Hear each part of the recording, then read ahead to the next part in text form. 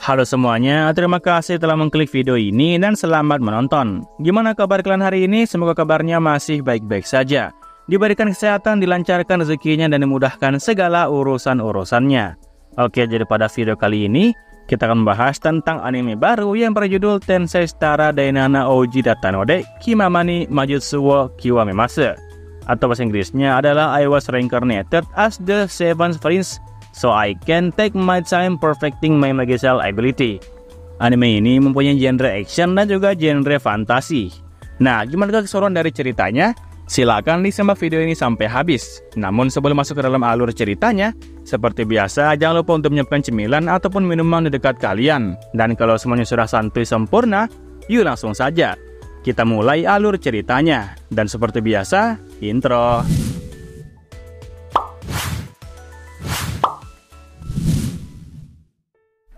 Oke, setelah mengetes kekuatan dari Grimoire, Lloyd pun kemudian mulai menggunakan sihirnya untuk mengembalikan keadaan perpustakaan terlarang seperti semula. Perpustakaan terlarang yang awalnya kayak kapal pecah itu seketika berubah menjadi normal dan tersusun rapih seperti sebelumnya. Dan Grimoire tentunya sangat terkejut setelah melihat apa yang Lloyd lakukan barusan itu. Nah, setelah semuanya beres, Grimoire pun memberikan pujian kepada Lloyd karena mampu untuk merestorasi ruangan setelah diubah menjadi bubuk halus yang sangat parah. Dan Grimoire juga menambahkan imbuhan sama di belakang namanya Lloyd. Jadi Lloyd dipanggil sama Grimoire dengan sebutan Lloyd sama. Mendengar dirinya dipanggil dengan sebutan sama, membuat Lloyd awalnya kebingungan dan mempertanyakan hal itu. Tetapi Lloyd balik membalas pujian dari Grimoire dengan mengatakan kalau Grimoire lah yang lebih luar biasa darinya. Di sini Lloyd juga cukup terkejut di saat dia mendapati sebuah fakta kalau Majin atau iblis ternyata tidak mati saat terkena sihir. Grimoire hanya mengiyakan dan berkata bahwa dirinya tetap saja masih merasakan sakit.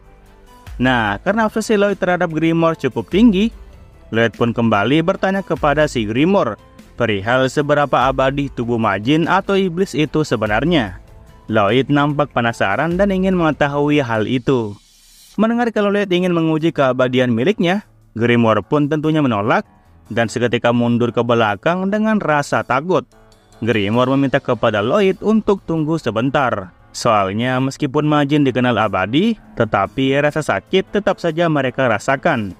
Yang alhasil karena takut dijadikan percobaan kejam oleh Lloyd, Grimoire pun akhirnya menunduk dan sujud kepada Lloyd. Dan dia bersumpah akan patuh kepada Lloyd, sang pangeran ketujuh dari kerajaan Salom. Grimoire bahkan bersedia untuk menjadi familiarnya dari Lloyd. Dan mendengar kalimat familiar, awalnya Lloyd tidak merespon. Tetapi sesaat kemudian, dia pun kembali tersentak dan menyetujui permintaan dari Grimoire untuk menjadi familiar miliknya. Di sini Grimoire yang melihat Lloyd menatapnya dengan tatapan yang manis, seketika merasakan kalau tatapan Lloyd itu seakan melihat seekor tikus percobaan. Nah, berhubung Grimoire ingin menjadi familiarnya, Lloyd pun memberitahu Grimoire kalau tubuh iblisnya itu akan sangat menonjol apabila mereka naik ke atas nanti. Jadi Lloyd meminta kepada Grimoire untuk merubah tubuhnya menjadi sesuatu yang lebih kecil. Grimoire yang notabene-nya adalah seekor iblis kuno tentu saja menguasai si recek seperti itu. Dan Grimoire bersedia untuk mengubah wujudnya. Grimoire berhasil merubah menjadi bentuk yang lebih kecil. Dan penampilannya kali ini nampak lebih imut daripada penampilan awalnya. Jika dibandingkan dengan hewan imut di kehidupan nyata, bentukannya saat ini lebih mirip ke kelinci yang mempunyai tanduk. Nah, setelah dia berubah menjadi wujud yang imut, Grimoire pun menjadi cukup penasaran tentang pendapat dari Lloyd mengenai tubuh barunya ini. Jika Grimoire tidak bisa menang dengan menggunakan kekuatan sihirnya, maka Grimoire akan membuat Lloyd jatuh cinta kepada wujud imutnya. Dan nanti dia akan membunuhnya saat Lloyd mulai lengah. Ya, seperti yang disebutkan dalam kitab Samawi, yang dimana iblis selalu mencari cara agar manusia lengah, dan iblis mulai mengintervensinya dari situ. Namun bukannya melihat reaksi Lloyd yang terkejut, Lloyd di sini malah menyuruh Grimoire untuk segera masuk ke dalam jubah miliknya. Grimoire yang ditawari untuk dekat-dekat ke tubuhnya Lloyd, kemudian bertanya kalau apakah tidak masalah jikalau dirinya berada di dekat Tuan Lloyd. Lloyd yang tidak paham maksud dari Grimoire, nampak hanya mengiyakan pertanyaannya. Setelah mendapatkan persetujuan dari Lloyd, Grimoire pun kembali berucap di dalam hati Grimmer menyebut Lloyd sebagai anak yang bodoh. Soalnya seekor iblis atau majin bisa saja mengendalikan hati dan pikiran manusia sesuai keinginan mereka.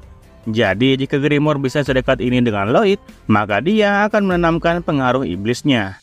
Grimmer bahkan berkata kalau ini sangat mudah untuk mengambil alih seluruh tubuh kecil dari Lloyd. Nah, saat Grimmer sudah memeluk tubuh Lloyd, sesaat kemudian dia pun tiba-tiba saja menjadi terdiam.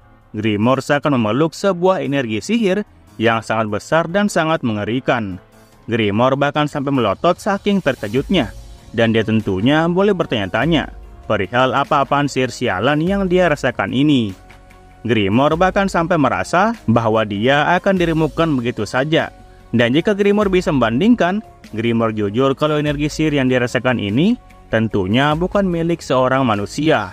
Di sini Lloyd yang melihat Grimmer gemetar ketakutan, kemudian bertanya kepada Grimmer kalau apakah Grimmer saat ini sedang kedinginan. Dan karena khawatir hewan lucunya itu kenapa-napa, Lloyd pun merapatkan jubahnya menutupi keseluruhan tubuh dari Grimmer. Grimmer di sini hanya bisa melakukan satu hal, yaitu menuruti dan mematuhi bocah ini terlebih dahulu. Nah, setelah meninggalkan perpustakaan terlarang di bawah tanah, Lloyd pun kemudian kembali ke perpustakaan biasa. Dan dia nampak asik membaca buku yang ada di sana. Dan sesaat kemudian, seorang pria muda pun datang menghampiri Lloyd, sembari berkata bahwa dia sudah tahu kalau Lloyd pasti berada di perpustakaan kerajaan. Oke, jadi pria ini bernama Alberto. Menyadari Alberto datang mencarinya, Lloyd pun mulai menutupi kepalanya dengan menggunakan buku, dan dia hendak menyembunyikan keberadaan dari Grimmer.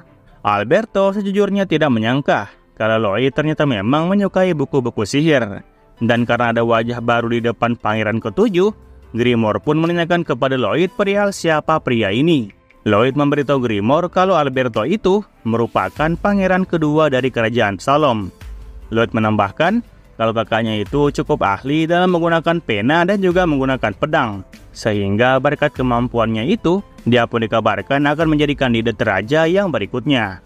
Mendengar penjelasan Lloyd mengenai Alberto yang merupakan pangeran kedua, Grimmer pun menyimpulkan kalau pria ini sangat berharga bagi Lloyd karena sampai menghentikan bacaan bukunya. Alberto nampak memegang buku sihir yang sebelumnya Lloyd baca, dan dia kembali tersenyum melihat tingkah laku dari adiknya itu. Nah, mendengar Grimmer menyebut Alberto sangat berharga bagi Lloyd, Lloyd pun bilang kalau dia sebenarnya tidak terlalu tertarik untuk memperebutkan hak waris dari kerajaan. Dan Grimmer sekali lagi terkejut setelah mendengar jawaban dari Lloyd barusan. Oke, setelah tadi kita di perpustakaan, sekarang kita kemudian berpindah ke lapangan tembak sihir yang masih berada di istana. Di sana terdapat banyak orang yang menonton dan melihat kemampuan dari orang yang berlatih. Dan Lloyd juga duduk menonton di belakang mereka semua. Di hadapan peserta ini, nampak beberapa tiang yang mempunyai angka yang berbeda. Dan peserta dapat dengan bebas memilih untuk menembak angka berapa. Di sana juga terdapat Alberto yang rupanya mengikuti latihan tembak sihir tersebut. Alberto menembakkan sihirnya agar mengenai tiang terjauh yang bertuliskan angka 9. Dan benar saja, Alberto berhasil mengenainya. Dan karena tembakannya tepat sasaran, maka tembakan itu pun disebut sebagai bullseye. Para pelayan dan pengikut dari Tuan Alberto nampak terpana dan kagum dengan kehebatannya. Sambil menonton penampilan dari Alberto itu, Grimmer pun bertanya kepada Lloyd kalau apakah Lloyd akan main tembakan sihir di lapangan ini. Lloyd mengiyakan pertanyaan dari Grimmer dan kemudian dia pun kembali menambahkan bahwa tidak banyak kesempatan yang dia miliki untuk menembakkan sihir saat dia tinggal di dalam istana. Dan karena Alberto diharapkan menjadi penerus raja, makanya sang kakak pun memiliki hak penuh untuk menggunakan berbagai fasilitas yang ada di kastil. Dan terkadang Alberto juga iseng mengajak Lloyd agar ikut latihan bersamanya. Namun meskipun begitu, Lloyd jujur kalau dirinya tidak begitu tertarik dengan permainan tembak-tembakan seperti yang kekanak-kanakan ini. Nah, berhubung giliran Alberto telah usai, Alberto pun meminta kepada Lloyd untuk segera maju memenuhi gilirannya. Lloyd dengan wajah manis seperti biasa berkata oke kepada sang kakak. Di sini sambil berjalan ke garis depan, Lloyd kembali menambahkan penjelasan sebelumnya. Memang dirinya tidak cukup tertarik untuk menjadi raja atau semacamnya. Tetapi jikalau dia terlalu menonjol tidak menginginkan posisi itu, maka hal itu dapat mempengaruhi posisi dari sang kakak. Tetapi Lloyd akan baik-baik saja selama dia tidak menonjol saat melakukan sebuah penelitian sihir. Grimor di sini kembali bertanya kalau apakah itu benar, dan Lloyd membenarkan hal itu. Lloyd di sini mulai mengeluarkan api kecil dari jari telunjuknya, dan dia berniat untuk membelokkan bola api miliknya agar bertujuan kalau targetnya hanya tergores saja, atau dengan kata lain, yaitu memutar bola apinya. Grimor yang tidak paham dengan pemikiran dari Lloyd tentunya bertanya kalau bukankah itu lebih sulit daripada mengenai targetnya secara langsung. Lloyd di sini mulai memutuk bola apinya seperti angin kecil, dan setelah itu dia pun melemparkan bola tersebut dengan kecepatan yang normal. Dan saat hampir mengenai target, Lloyd pun dengan cepat mulai membelokkannya dan membuat semua angka hanya tergores di satu sisinya, dan membuat semua palang angka hanya tergores di satu sisinya. Dan karena satu sisi terkena tembakan, angka itu pun akhirnya berputar seperti koin. Setelah berhasil dengan aksinya, para penonton di belakang pun nampak hanya bertepuk tangan dan mengagumi kemampuan dari Lloyd Pangeran ke-7. Tetapi untuk Alberto sendiri, dia di belakang nampak hanya terdiam dan tidak bertepuk tangan. Di sini orang-orang pun mulai berkata bahwa bahkan untuk Pangeran ke-7 yang luar biasa sekalipun, rupanya dapat membuat lintasannya menjadi tidak stabil. Mereka menganggap Lloyd sangat lucu karena sangat bersemangat meskipun menggores angkanya saja. Grimor yang mendengar perkataan dari mereka tentunya menjadi kebingungan. Bukankah jelas-jelas alasan Lloyd bisa bersemangat karena dia memang niatnya sengaja menyerempet semua angka itu. Grimor sebenarnya ingin membicarakan sesuatu kepada Lloyd saat ini, tetapi Lloyd nampak masih bersemangat dengan tindakan yang dia lakukan barusan itu. Menambahkan rotasi ke sebuah bola api ternyata cukup bagus hasilnya, dan mengontrolnya menekuk akan jauh lebih mudah dan tidak menggunakan banyak kekuatan sihir. Ditambah lagi kecepatan bola api yang dia tembakan itu terbilang cukup relatif. Di sini kita bisa melihat semua target yang diincar oleh Lloyd menjadi berasap semua. Dan Alberto sepertinya sudah paham dengan apa yang sedang terjadi. Nah, karena sesi latihannya telah usai, Alberto pun memberitahu Lloyd bahwa dirinya akan pergi beristirahat sebentar. Dan Lloyd diberikan izin oleh sang kakak untuk bermain sepuasnya di tempat latihan ini. Lloyd tentunya sangat senang mendengar hal itu, dan semua para pelayan juga ikutan pergi dengan alasan bahwa mereka semua ingin menemani yang mulia. Setelah semuanya pergi cukup jauh, Lloyd pun melepaskan Grimor dari bajunya, dan Lloyd dengan semangat memberitahu Grimor bahwa dirinya sangat puas melakukan tindakan tersebut, apalagi melakukan latihan di lapangan yang kosong. Lloyd berkata bahwa ada banyak hal yang ingin dia lakukan sekarang. Grimor bertanya kepada Lloyd perihal apa yang ingin Lloyd lakukan. Lloyd mengambil sebuah contoh bahwa dirinya ingin menggunakan mantra ganda yang seperti Grimor lakukan di perpustakaan terlarang sebelumnya. Mendengar keinginan dari Lloyd itu membuat Grimor berpikiran kalau itu adalah hal yang mustahil bagi Lloyd saat ini. Soalnya untuk mempelajari mantra ganda itu membutuhkan waktu sampai 2 bulan agar benar-benar dapat dipahami. Dan lagian itu merupakan mantra sihir yang unik yang hanya dimiliki oleh para majin atau iblis saja. Namun karena Lloyd sudah paham betul akan hal itu, dia pun kini mulai melepas sarung tangannya. Grimor yang kebingungan nampak hanya diam dan menunggu tindakan dari Lloyd selanjutnya.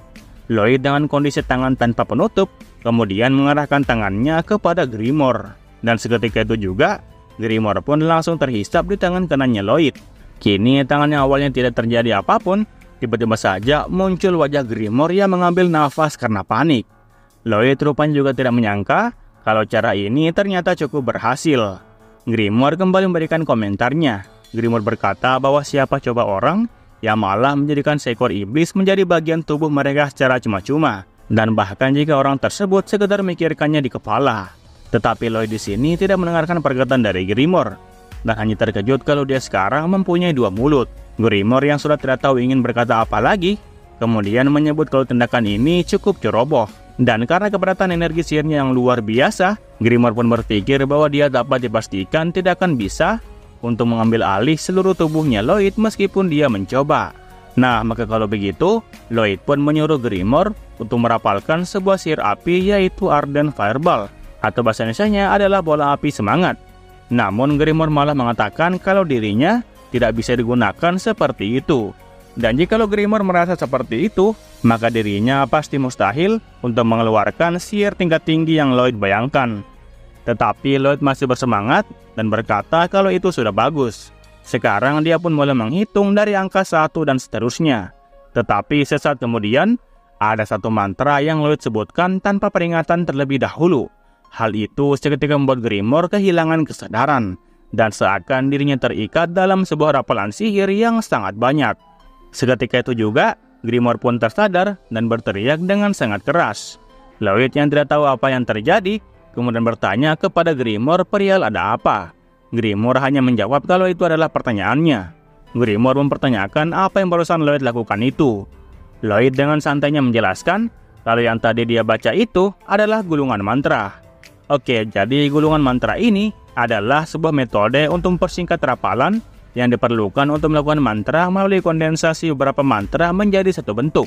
Dan seseorang dapat mempersingkat waktu aktivasi lisan melalui rapalan singkat itu. Yang intinya, Lloyd mempersingkat penyebutan mantra yang panjang. Dan Lloyd melanjutkan kalau dia tadi telah masukkan sekitar 100 mantra sekaligus ke dalam satu rapalan mantra saja. Dan itu Lloyd lakukan hanya dalam sekali tarikan nafas doang. Mendengar Lloyd mempersingkat 100 mantra, tentunya membuat Grimor terkejut setengah mati. Lloyd di sini kembali melanjutkan. Jika dirinya menggulung semuanya dan juga mengucapkan satu mantra, maka mantra itu terdengar seperti ini. Lloyd kembali mengucapkan mantra itu, tetapi Grimor tiba-tiba saja langsung muntah dan berkata kalau kepalanya hampir saja terbelah.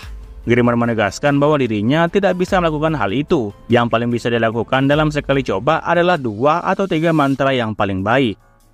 Mendengar alasan dari Grimor barusan, Lloyd pun bilang jikalau hanya mengucapkan 3 mantra saja, maka mereka akan tinggal di sini sampai matahari terbenam. Sesaat kemudian, Lloyd pun tiba-tiba saja memikirkan sebuah ide yang aneh. Lloyd di sini mulai menutup mulutnya secara rapat-rapat, dan dia pun mencoba menyambungkannya ke tangan kanannya. Dan ternyata hal itu berhasil. Lloyd tidak menyangka bahwa dia kini dapat berbicara melalui tangan kanannya, atau yang disebut dengan mulut keduanya. Dan berhubung semuanya sesuai dengan keinginan dari Lloyd, maka ini waktunya untuk mencoba kembali eksperimen sihirnya. Grimor di sini menyuruh Lloyd untuk jangan berbicara menggunakan 2 mulut.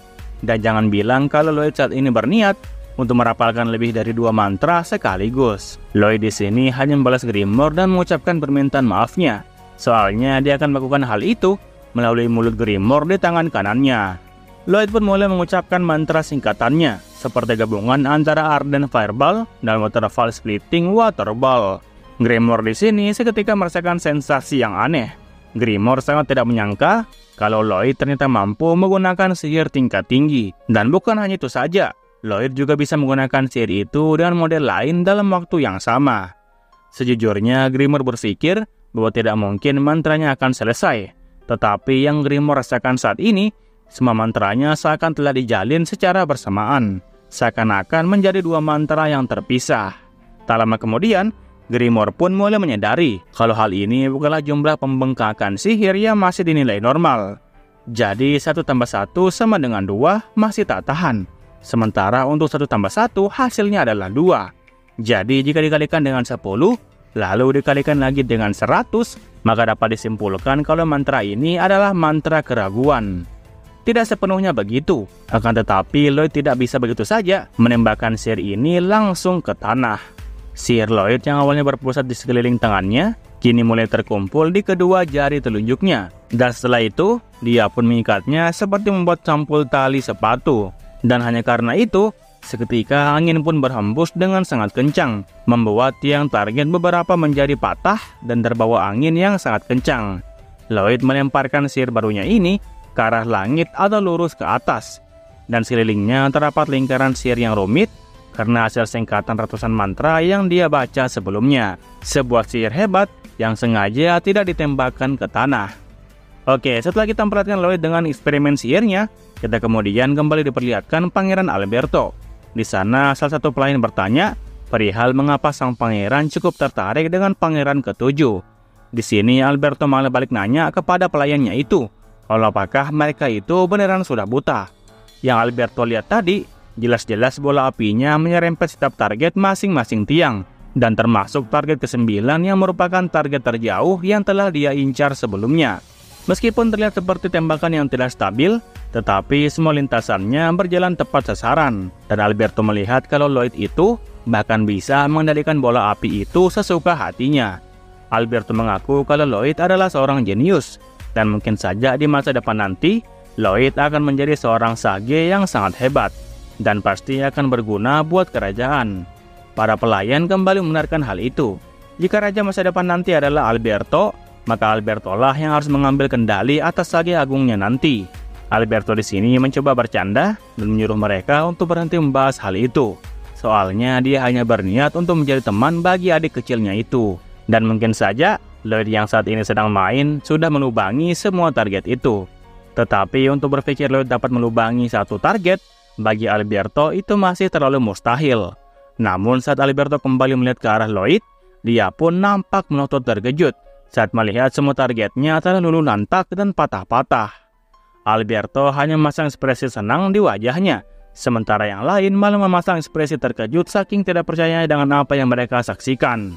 Melihat kakaknya yang datang kembali, Lloyd pun menghampiri kakaknya dan melapor bahwa dia telah berhasil melakukan latihannya. Dan Alberto juga menyambut Lloyd dan menggendongnya dengan perasaan yang sangat senang. Alberto yang awalnya tidak yakin kalau Lloyd bisa melubangi targetnya, sekarang malah lebih dari ekspektasi.